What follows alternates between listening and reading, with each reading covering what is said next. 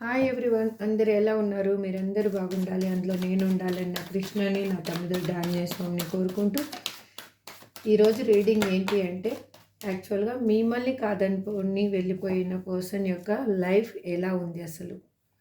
Please universe give me great answer. మాకు చూసే వ్యూయర్స్ని కాదనుకొని వెళ్ళిపోయిన పర్సన్ వల్ల లైఫ్ ఎలా ఉంది, మా వ్యూయర్స్ యొక్క పర్సన్ లైఫ్ ఎలా ఉంది. Please universe give me great answer. Gratitude gratitude gratitude. నేను కార్డ్ సఫల్ చేస్తున్నప్పుడు మీ పర్సన్ నేమ్ని 3 నుంచి 5 టైమ్స్ అనుకోండి. వాళ్ళ డేట్ ఆఫ్ బర్త్ తెలిస్తే డేట్ ఆఫ్ బర్త్ కూడా అనుకోండి. Please universe give me great answer.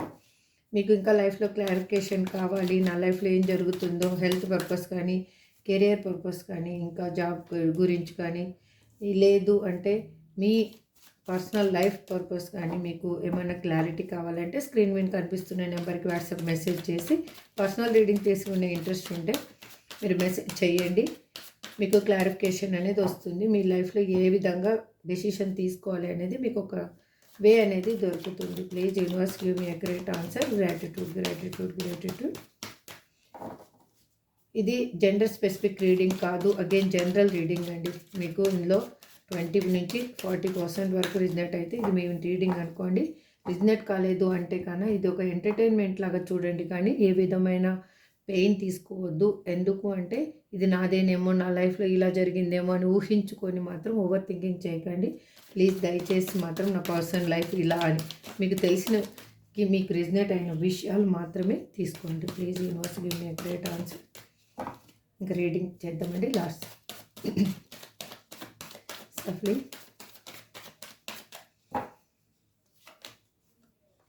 Devil. వాళ్ళు అక్కడున్న సిచ్యువేషన్లో వాళ్ళు చాలా బందీగా ఫీల్ అవుతూ ఉన్నారు. ఫస్ట్ కార్డ్స్ తీసిన తర్వాత మీకు అంత రీడింగ్ చెప్తానండి ఒక్కొక్కటి. 4 of swords, queen of wands,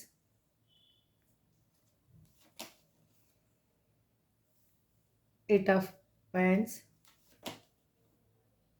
the chariot,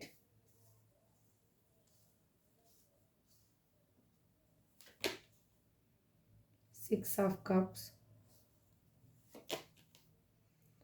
5 of cups, the empress, strength, queen of swords. Bottom of the deck వచ్చి 2 ఆఫ్ కప్స్ అండి. ఓకే, ఓవరాల్గా రీడింగ్ ఏంటి అంటే ఇప్పుడు ఈరోజు ఇదే కార్డ్స్లో మీకు రీడింగ్ చెప్తాను. అసలు మిమ్మల్ని కాదనుకొని వెళ్ళిపోయిన పర్సను అక్కడ తన సిచ్యువేషన్ ఎలా ఉంది అంటే తను అక్కడ ఉండలేక తన సిచ్యువేషన్లో ఉన్నారు. ఎందుకు అలా ఉన్నారు అంటే తను మిమ్మల్ని వదిలేసి వెళ్ళిపోయిన తర్వాత ఎమోషనల్గా చాలా లాస్ అనేది జరిగింది. ఫైనాన్షియల్ లాస్ అనేది జరిగింది. ఒక ఫిజికల్గా హెల్త్ పర్పస్ కూడా వాళ్ళు ప్రాబ్లం అనేది వాళ్ళ లైఫ్లో జరిగింది. అంటే వాళ్ళ హెల్త్ కూడా వాళ్ళు సరిగా పట్టించుకునే స్థితిలో లేరు. అంటే హెల్త్ కూడా పాడయ్యిందనమాట. ఆ సిచ్యువేషన్లో వాళ్ళకి ఏం చేయాలో తెలియటం లేదు. ఎందుకు అంటే అక్కడ ఉన్న సిచ్యువేషన్లో వాళ్ళు బందీగా ఫీల్ అవుతున్నారు. ఎట్లా అంటే అక్కడ ఉన్న పర్సన్స్ వాళ్ళని చాలా అన్ని విధాలుగా హోల్డ్ చేయడం వల్ల తనకి ఎమోషనల్ నీడ్ అనేది ఏదీ లేదు. ఎమోషనల్గా ఏ విధమైన సఫిషియెంట్ వాళ్ళకి అనేది దొరకటం లేదు. అందుకు వాళ్ళకి ఏమనిపిస్తూ ఉంది అంటే వాళ్ళు ఒక ఫిజికల్గా కూడా చాలా పెయిన్ అనేది అనుభవిస్తూ ఉన్నారు. అంటే ఒక పర్సన్కి మెంటల్గా పెయిన్ ఉంటే అది ఒక విధంగా, ఫిజికల్గా పెయిన్ ఉంటే ఇంకొక విధంగా వాళ్ళు అనుభవిస్తున్నారు. కాబట్టి అందుకే వాళ్ళకి హెల్త్ కూడా ప్రాబ్లం అయ్యింది. వాళ్ళు అక్కడున్న సిచ్యువేషన్లో అలా జరగడం వల్ల అందుకు వాళ్ళు ఎందుకు అంటే అక్కడున్న సిచ్యువేషన్ని తను వాకౌట్ చేయాలి అని అనుకుంటున్నారు. తను ఏ విధంగా అయినా కూడా బయటపడాలి అని అనుకుంటున్నారు. అంటే అక్కడ ఉండలేకపోతున్నారు. అక్కడి నుంచి మూవ్ అయిపోయి మీ లైఫ్‌లోకి రావాలి అని అనుకుంటున్నారు. తను చేసిన తప్పు ఏంటి అనేది తనకి తెలుసు. తను తీసుకున్న నిర్ణయం వల్ల ఏ విధమైన పెయిన్ అనేది అనుభవించడం, ఏ విధంగా తను లాస్ అయ్యాను అనేది తెలిసింది తనకి. తను ఏమి లైఫ్‌లో ఏమి కావాలనుకొని వెళ్లారు, ఏమి పొందాను అక్కడ, తను ఏమి పోగొట్టుకోవడం జరిగింది అనేది తను ఆహ్, రియలైజ్ అయ్యారిప్పుడు. అంటే తను మిమ్మల్ని వదిలేసి వెళ్ళిపోయిన తర్వాత తను ఓవరాల్‌గా తనకి మోర్ బెనిఫిట్స్ దొరుకుతాయనే తను వెళ్లారు. లేకపోతే అక్కడున్న పర్సన్స్ వల్లైనా కూడా మిమ్మల్ని వదిలేసి వెళ్ళిపోయి ఉండొచ్చు. అంటే అక్కడున్న పీపుల్ ఎలాంటి వాళ్ళు అంటే తిన గురించి 24/7 వాచ్ చేస్తున్న వాళ్ళు. అగైన్ వీళ్ళ గురించే ఎక్కువగా అంటే మీ గురించి తెలిసిన వాళ్ళైతే మీ గురించి వాళ్ళకి బ్యాడ్‌గా పోర్ట్రేట్ చేయడం కానీ, ఆ విధంగా జరగడం వల్ల వాళ్ళు టక్‌మని నిర్ణయం తీసేసుకున్నారు. అంటే వాళ్ళేమనుకున్నారు అంటే, వీళ్ళ లైఫ్‌లో ఉంటే నాకు ఆహ్, ఒక స్టెబిలిటీ ఉండదు, సమాజపరంగా ఉండదు. లేదు అంటే నేను ఫ్యామిలీ పరంగా కూడా అన్నీ లాస్ అవుతాను. నాకు ఎటువంటి నీడ్ అనేది దొరకదు అనేది తనకి ఆ విధంగా ఊహించుకొని వాళ్ళు మీ లైఫ్‌లోంచి వెళ్ళిపోవడం జరిగింది. వెళ్ళిపోయిన తర్వాత వాళ్ళకేమి అర్థమయ్యింది అక్కడ? అక్కడ వాళ్ళ అక్కడున్న పర్సన్స్ నిజ స్వరూపం ఏంటి అనేది వాళ్ళకి తెలియడం జరిగింది. ఇక్కడ చూడండి 4 ఆఫ్ స్వార్డ్స్. వాళ్ళు ఏ విధంగా తనని ట్రీట్ చేస్తున్నారు, ఏ విధంగా తనకి నీడ్స్ ఇవ్వగలుగుతున్నారు, ఏ విధంగా తనని ఉపయోగించుకుంటున్నారు అనేది తనకి బాగా అర్థమయ్యింది. అంటే మీ లైఫ్‌లో ఉన్నప్పటికీ వాళ్ళ లైఫ్‌లో వాళ్ళు కావాలనుకొని వెళ్ళిపోయిన లైఫ్‌కి డిఫరెంట్ ఏంటి అనేది తనకు అర్థమైంది. అక్కడికి వెళ్ళిన తర్వాత వాళ్ళ లైఫ్‌లో ఉన్న పర్సన్స్ నిజ స్వరూపం ఏంటి అనేది వాళ్ళు తెలుసుకోగలిగారు. ఇది యాక్చువల్‌గా మీకు మంచే జరిగింది అని చెప్పాలి. ఎందుకు అంటే మీరు ఏ విధంగానూ వాళ్ళకి కన్వే చేయలేకపోయారు. ఆ పర్సన్స్ ఎలాంటి వాళ్ళు, ఏంటి అనేది మీరు కన్వే చేయలేకపోయారు. అందుకు వాళ్ళకే వాళ్ళు వెళ్ళడం వల్ల వాళ్ళకి తెలిసింది. అసలు ఆ పర్సన్స్ ఎలాంటి వాళ్ళు. అంటే మీకు దూరంగా ఉండేలకి వాళ్ళకి టైం అనేది అక్కడ దొరికింది. ఆ పర్సన్స్ గురించి ఆహ్, తెలుసుకోవడానికైనా కూడా, వాళ్ళ గురించి వాళ్ళు ఆలోచించడానికైనా కూడా యూనివర్స్ అనేది ఒక టైం ఇచ్చింది వాళ్ళకి. ఆ టైంలో వాళ్ళకి ఆ పర్సన్స్ ఎలా బిహేవ్ చేస్తున్నారు, ఎలా తనని ఆహ్, యూజ్ చేసుకుంటున్నారు, వాళ్ళు తను ఉన్నప్పుడు ఎలా ఉంటారు, తను లేనప్పుడు ఎలా ఉంటారు అనేది తనకి బాగా అన్నీ అర్థమయ్యాయి. అందుకే వాళ్ళు ఆ లైఫ్ ఇంక వద్దు నాకు అని ఫీల్ అవుతున్నారు. ఎందుకు ఫీల్ అవుతున్నారు? ఇప్పుడు వాళ్ళలో తెలియకుండానే స్ట్రెంగ్త్ అనేది వాళ్ళు కూడగట్టుకుంటున్నారు. ఇంతకుముందు మీ పర్సను చాలా పిరికి పర్సన్. పిరికి మనిషి అనమాట. అంటే ప్రతి దానిని ఓవర్ థింకింగ్ చేసి దాని గురించి ఓవర్‌గా ఆలోచించి బాధపడే బాధపడుతూ అగైన్ ఓవర్‌గా థింక్ చేస్తూ అది ఇలా జరుగుతుందేమో, అలా జరుగుతుందేమో జరగకముందే అంటే అవసరం లేని దగ్గర ఆవేశపడిపోతూ, అవసరం ఉన్న దగ్గర అసలు పిల్లిలాగా ఉంటూ, అవసరం లేని దగ్గర మాత్రం పులిలాగా తన వ్యక్తిత్వాన్ని పోర్ట్రేట్ చేసుకుంటూ, అంటే అక్కడ అవసరం ఉండదు. కానీ వాళ్ళు ఓవర్‌గా రియాక్ట్ అవుతారు. అవసరం ఉన్న దగ్గర మాత్రం అసలు రియాక్షనే ఉండదు. అలాంటి వ్యక్తిత్వం ఉన్న పర్సను ఇప్పుడు తనకి తెలిసింది. ఎక్కడ ఏ విధంగా తను మాట్లాడాలి, ఎక్కడ ఏ విధంగా తను ఆహ్ మూవ్ అవ్వాలి అనేది తనకి తెలిసింది. అందుకే వాళ్ళు అక్కడున్న లైఫ్ నుంచి వాళ్ళు సెపరేషన్, బ్రేకప్ కావాలి. వాళ్ళు ఆ లైఫ్‌లోంచి బయటికొచ్చేసేయాలి అనని అనుకుంటూ ఉన్నారు. అంటే వాళ్ళకి ఎలా అనిపిస్తుందంటే అసలు ఇది ఇలా జరుగుతుందని కూడా వాళ్ళు ఊహించలేదు. వాళ్ళు వాళ్ళకిప్పుడు షాక్‌గా అనిపిస్తా ఉంది. అంటే నా నేను ఈ లైఫ్‌లోంచి మళ్ళీ నా పర్సనల్ లైఫ్‌లోకి వెళ్తాను అని ఆలోచన వస్తుందని కూడా వాళ్ళు మీ గురించి ఆలోచిస్తానని కూడా వాళ్ళు అనుకోలేదసలు యాక్చువల్‌గా. అలాగా ఎందుకు అనుకున్నారు అంటే, అక్కడ మంచి లైఫ్ ఉంది అనేదే వాళ్ళ ఆలోచన. అందుకే వాళ్ళు వెళ్లారు. కానీ అక్కడికి వెళ్ళిన తర్వాతనే వాళ్ళకి ఏ అన్ని విధాలుగా వాళ్ళు ఏం పోగొట్టుకున్నాను అనేది తెలిసింది కాబట్టి, వాళ్ళిప్పుడు అక్కడ బ్రేకప్ చేసుకొని మళ్ళీ మీ లైఫ్‌లోకి రావాలి అని ఆలోచిస్తున్నారు. అందుకు ఎందుకు అలా ఆలోచిస్తున్నారు అంటే, ఇక్కడ ఒక స్టెబిలిటీ లైఫ్ అనేది ఉంది. అంటే మీరు చూపించే ప్రేమలో కానీ, ఆప్యాయతలో కానీ, మీరు తీసుకునే కేరింగ్‌లో కానీ ఎటువంటి కల్మషం అనేది లేదు. ఒక మీరెలా అంటే ఒక అమ్మలాగా ప్రేమించగలరు. ఎటువంటి తప్పు జరిగినా కూడా ఆ తప్పుని సరిదిద్దగలరు అని తనకి అర్థమయ్యింది. చూడండి ఎంప్రెస్ అదే రిప్రజెంట్ చేస్తుంది ఇక్కడ. అందుకు తనకి వాళ్ళు ఏమి లాస్ అయ్యాను అనేది తనకు తెలిసింది కాబట్టి, వాళ్ళ లైఫ్‌లో ఏమి ఆహ్, ఏ విధమైనగా సిట్యుయేషన్‌లో వాళ్ళు ఈ లైఫ్‌కొచ్చారు అని వాళ్ళకు ప్రతి ఒక్కటి తెలుస్తూ ఉన్నాయి. చిన్నప్పటి నుంచి తను ఏమి బాధలు పడ్డారు, ఎలా తన లైఫ్‌ని డీల్ చేశారు, తను ఆదరాభిమానాలు లేకుండా ఎందుకు ఈ లైఫ్‌ని నేను ఈ విధంగా తీసుకొనొచ్చాను, మళ్ళీ నాకు ఒక ప్రేమ దొరికేటప్పటికి ఎందుకు నేను మళ్ళీ నా పర్సన్‌ని నేను వదిలేసుకున్నాను అనేది తనకు అర్థమయ్యింది. అందుకే వాళ్ళు ఇప్పుడు ఆలోచిస్తున్నారంటే మీతో ఉంటేనే స్టెబిలిటీ లైఫ్ ఉంటుంది. మీలాగా ఒక స్ట్రాంగ్‌గా డెసిషన్ తీసుకునే పర్సన్ లాగానే ఉండాలి అనేది తను ఆలోచిస్తూ ఉన్నారు. తనకిప్పుడు ఏంటంటే మీకొక ఆహ్, ఈక్వల్ గివ్ అండ్ టేక్ ఇవ్వాలి. అంటే మీరు ఇంతకుముందు ఇచ్చింది ఎలా ఇచ్చారో అలాగే వాళ్ళప్పుడు ఏమి ఎఫర్ట్ అనేది పెట్టలేదు. ఇప్పుడు కాదు, అలా కాదు. మీరు ఏం ఇస్తారో దానికి ఈక్వల్‌గా మీకు రిటర్న్ అనేది ఇవ్వాలి అని ఆలోచిస్తూ ఉన్నారు వాళ్ళు.